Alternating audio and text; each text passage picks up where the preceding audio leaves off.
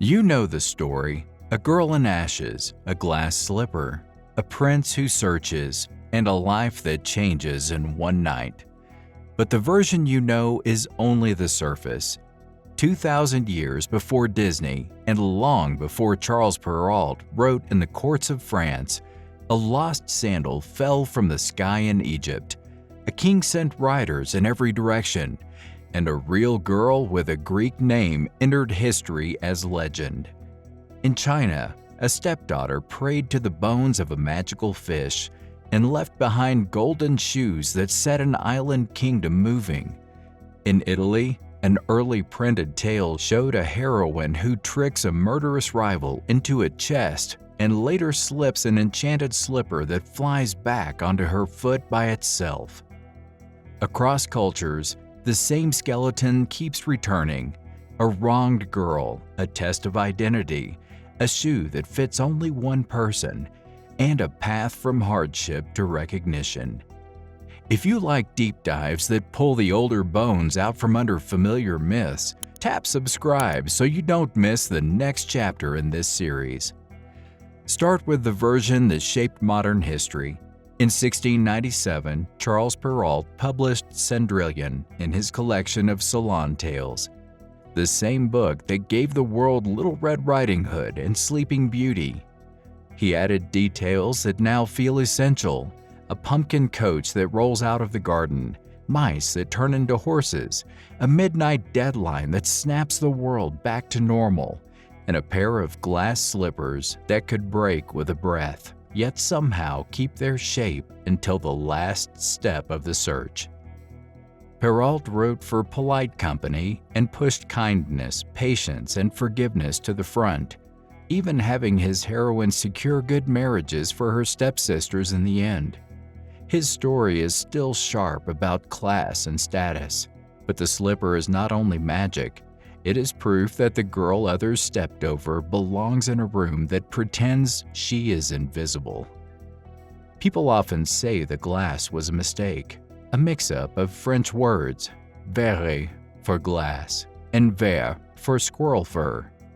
But text scholars have spent years pointing out that Perrault really did mean glass, that he repeats it clearly, and that a transparent shoe is the perfect symbol for a test that exposes a lie.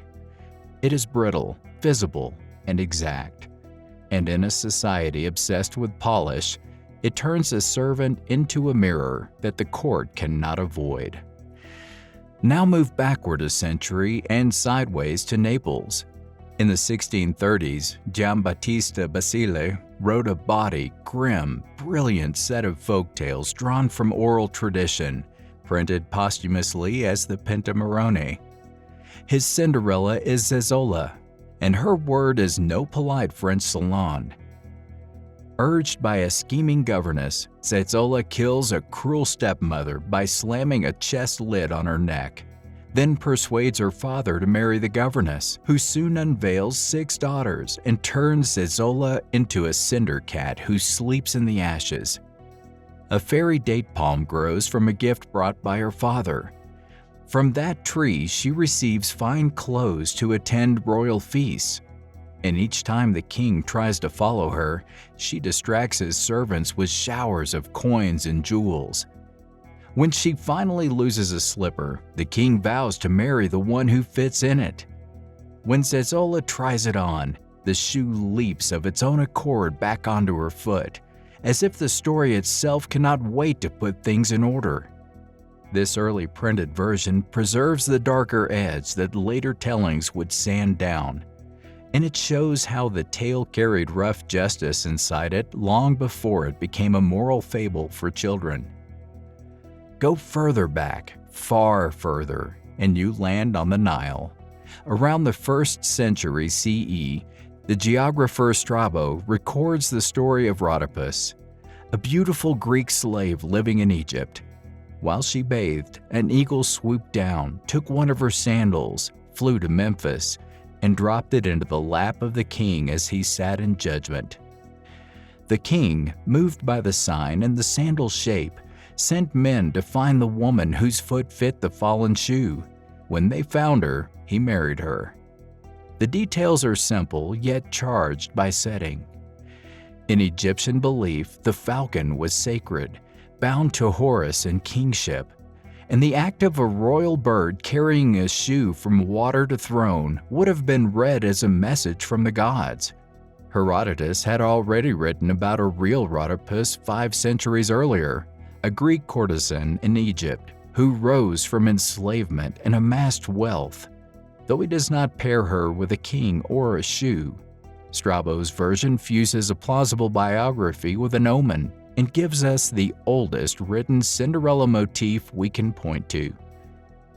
Cross the map to China and read Duan Changxi's 9th century miscellany, Yaoyang Jiazhu, which contains the tale of Yi Zhan.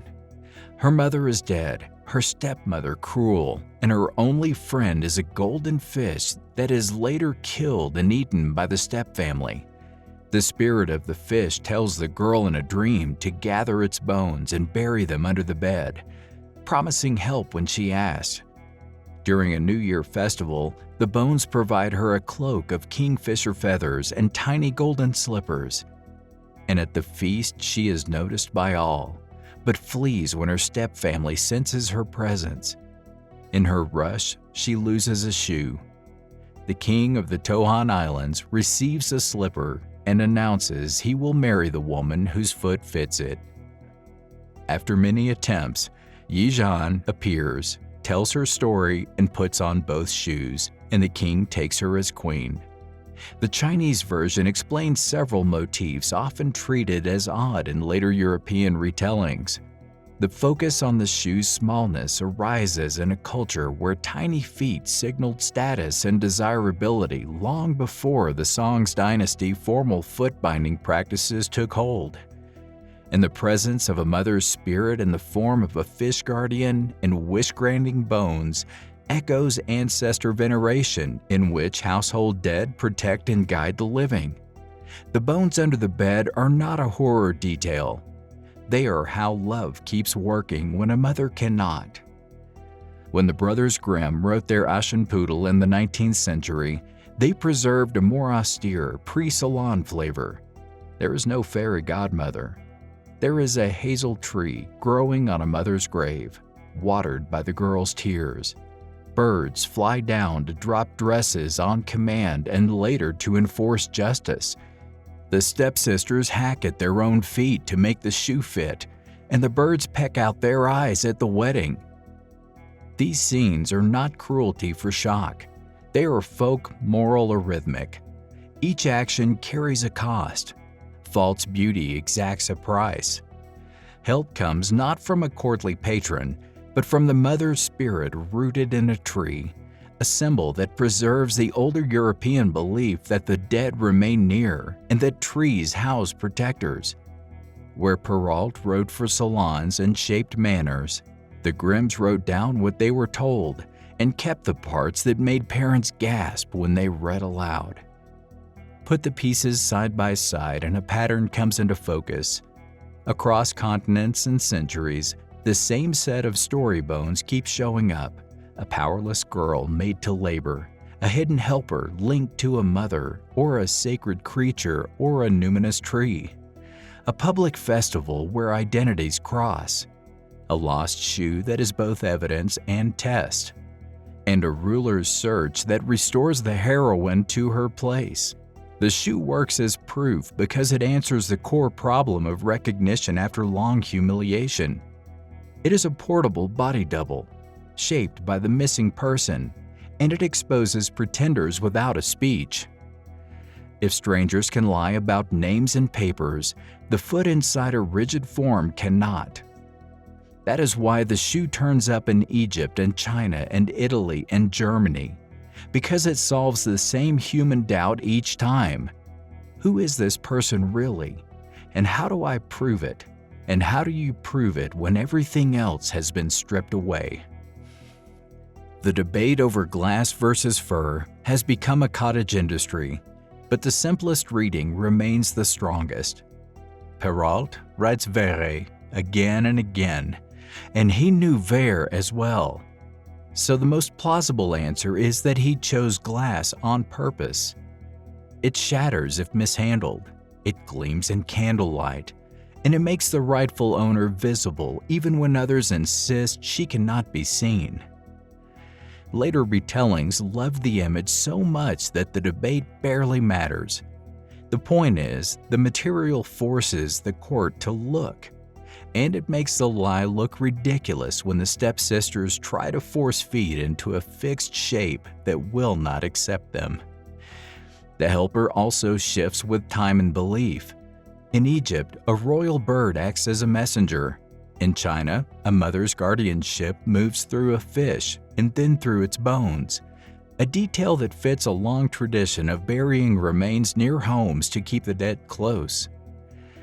In early Germanic stories, the tree is the house of the mother spirit, and birds act as her hands.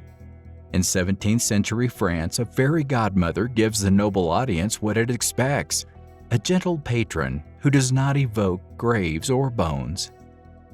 Nothing is random here. Each version reflects what a culture considered a normal path to favor to come into a life. When the path changed, the helper changed, but the aid remained, because the story needed a way for a powerless person to get to the room where decisions are made. The violence of some early versions is not there to shock, but to clean the slate. Basile Zezola kills a wicked stepmother. The Grimms blind the bullies who try to wear a false foot. Even the Chinese tale erases the abusers in a cave-in. There are narrative shortcuts to a world reset. Later, when authors wrote for children, the edges softened and forgiveness took center stage. But the older current still runs underneath. Harm creates a moral debt, and order requires repayment, whether through law, fate, or birds at a window. That is why the ending has to be public. A private apology would not fix what was done in the open. The slipper must be tried before witnesses, because justice is recognition, and recognition needs an audience. The story often carries echoes of real events because folk memory borrows what it needs. Historians note that Strabo and Herodotus mention a real Rhodopus. Scholars map Yi Zhan's tale in the 9th century in a textbook that also records markets, foods, and strange customs. Early modern Europe produced its own ruthless court intrigues that look like the skeleton of Basile's scene with the chest. Over time, such parallels get folded into printed versions, and then those versions become seeds for later retellings. What survives is the fit between structure and need. A culture under pressure to prove a person's worth will keep a shoe test. A culture that trusts the dead to help the living will keep a grave tree or guardian bones. A culture that values salon wit will keep a godmother with a wand and a warning about midnight. The Cinderella map is wide. Across Africa, there are stories where a lost beaded sandal proves a girl's identity. In the Middle East, there are variants where a powerful ruler hears of a woman's small or perfect foot and vows to find her. In Eastern Europe, embroidered shoes stand in for crystal, and in the Americas, transplanted versions mix Catholic saints with other helpers. Each time, the lesson shifts a degree, but keeps the same core. The world can lie about you. The world can set you to scrub a floor that is never clean. The world can hide you in smoke and ash. But truth does not need a speech. It needs a test that cannot be faked. If there is a single 2,000-year secret behind Cinderella's staying power, it is this. The tale is not only about romance, it is about evidence. It says that character is a shape the world cannot permanently warp. It says that recognition is a right and not a favor. It says that those who mock you for what you wear and where you sleep are building a stage they will have to watch when you finally walk across it. That is why the final image endures, not the wedding or the carriage, but the moment a servant girl steps forward in her own house, in front of her abusers and a royal officer, to ask them, if she may try the shoe. She does not argue. She does not beg. She tries. It fits, and the room must adjust. If this journey into the older roots of Cinderella kept you watching, like the video. Share it with someone who enjoys the real history under famous stories, and hit subscribe for part 2, where we'll pull on the threads that we do not have time to follow here.